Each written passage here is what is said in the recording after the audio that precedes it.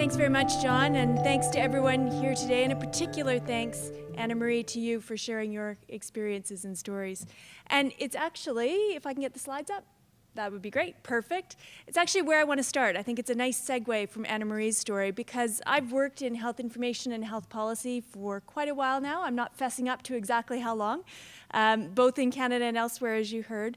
But I learned the most about today's topic, people-centered care, and the intersection with health information in a digital age, from my grandmother. So my grandmother was a native Calgarian. She had many health problems and a gaggle of healthcare providers involved in her circle of care. She also had more than her fair share, if there's a fair share for anybody, of problems that arose in that care as a result sometimes of gaps in care. And she had two main interventions that she used to improve her own care. The first was every Christmas she baked a ton of cookies, and every care provider and their office staff got a box. The second was that she created her own integrated person-centered health record. Now, this was pre-Netcare days, so she took out her old typewriter, she put in a sheet, and she started with, "My name is, I was born on this date." And every encounter she added to that record. Some of the things she could remember when she was a kid, sometimes if there was a new visit she'd add on, and it grew to be quite a stack of paper that was rather dog-eared, was probably an infection risk because of the number of places she'd carried it around to. And one day she went in for surgery and she brought this stack at this point of paper in, and the anesthesiologist in the pre-surgery consult canceled her surgery because he said, somewhere in this pile of paper is undoubtedly something I need to know to keep you safe. But there's no way that I can find that information between now and when you're scheduled for surgery. And so there was a good early lesson for me of the importance of understanding information, understanding how that integrates around a person in your care. And I'm sure if my grandmother was alive today and she was continuing to experience her own adventures, to use your word, Anna Marie, with the health system, she would probably have switched to a digital solution to be capturing that information, because while some things are constant, the importance of integrated care around a person, the interactions with the healthcare team, we are living in a world of very fast change, illustrated, I think, best by a United Nations statistic that tells us that more people in the world have access to a cell phone than have access to a toilet. And so as we start to think about the implications of that for the ways we live our lives and the ways we receive care, they're fundamental.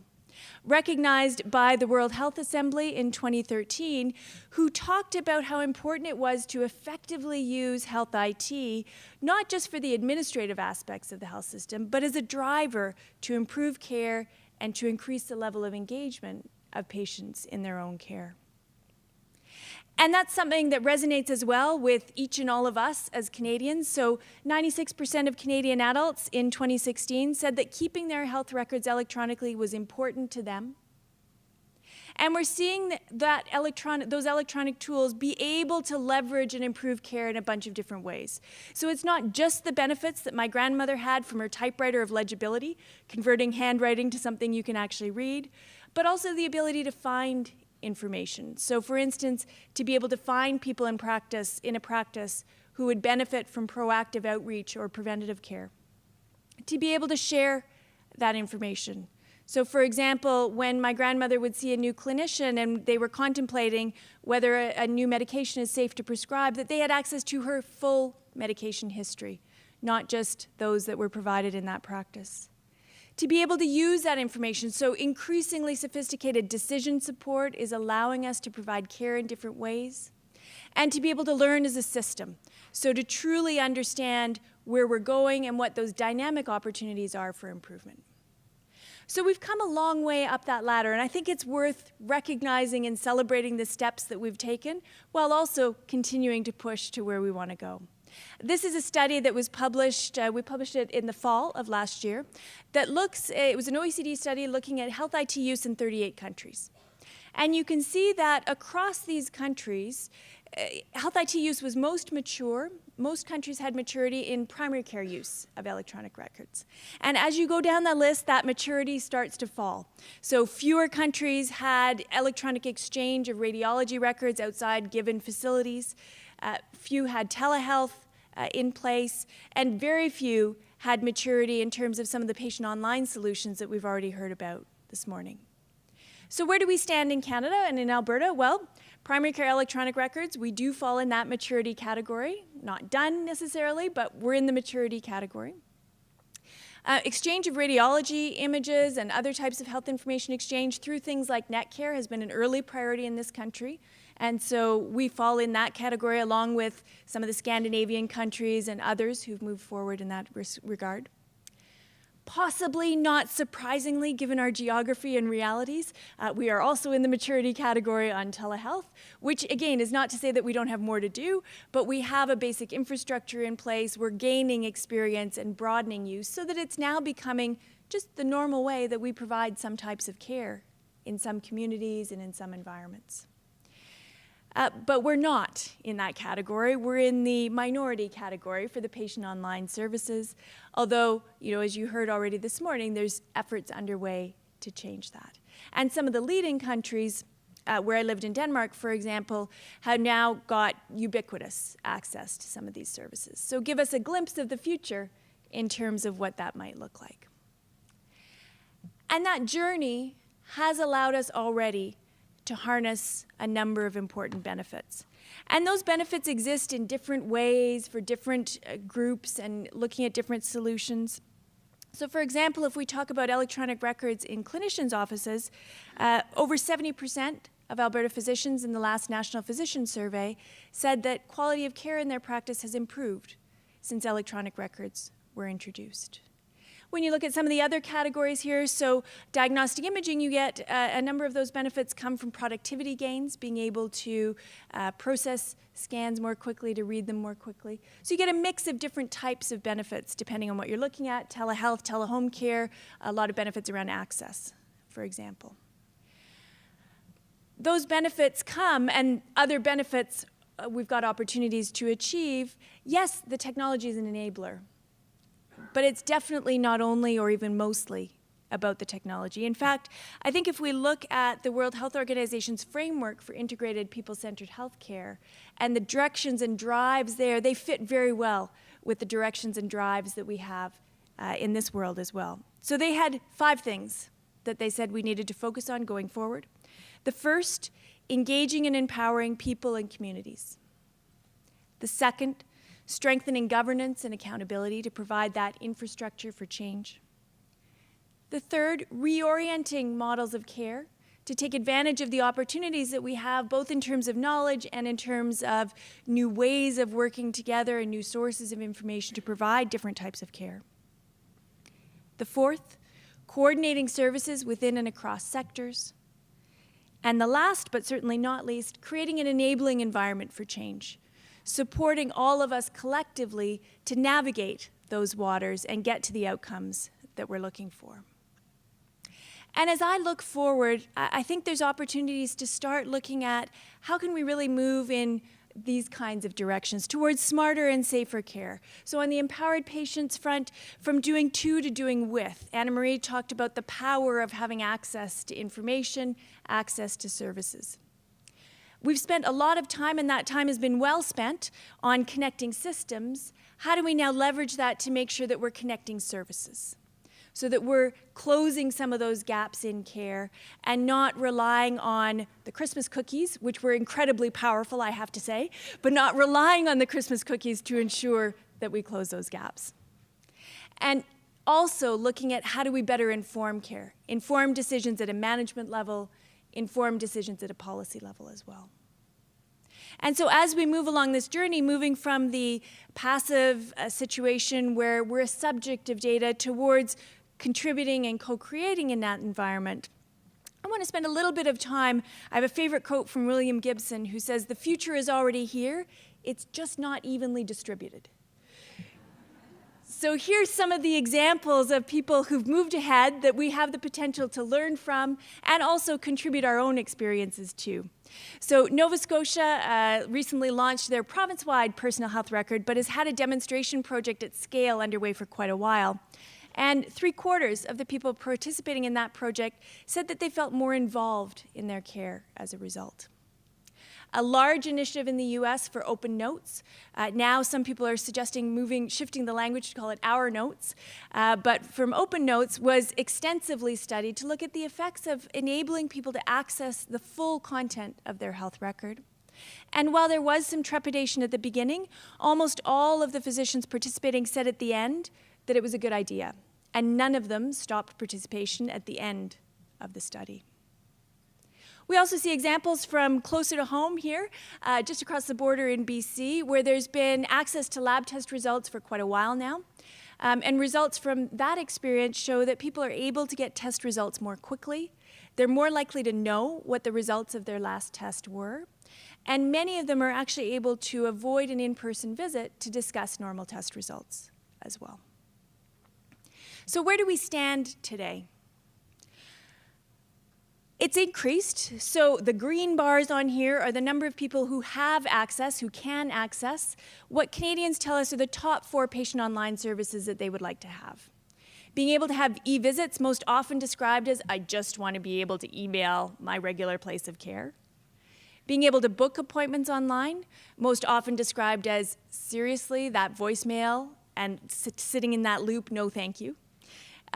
Being able to view their own personal health information, particularly with sweet spots for different groups. So lab test results often for people with chronic disease, immunizations for people with young kids, and being able to request prescription renewals as well. But you can see that the orange bars are people who say they would like to have access, but can't yet. So what are the opportunities for closing some of those gaps? Now, the good news is the green bars are twice as big as they were 2 years ago. So we've had a doubling in Canada of access to these types of solutions. But as you can see from the gaps, and as you saw earlier from some of the leading countries, there's still a ways to go. So as we look forward and as we look at not whether, but how we move along this journey, it's also important for us to keep in mind some of the issues that do crop up and to understand how others have navigated some of these waters. So one question that often comes up is a question around first do no harm. Can we put in place the appropriate security provisions? Can we put in place the appropriate access provisions? Can we address things like the dermatology apps that when studied were very inaccurate in terms of suggesting whether or not a given mole might be malignant? How do we put in place the structures and processes to address those kinds of questions?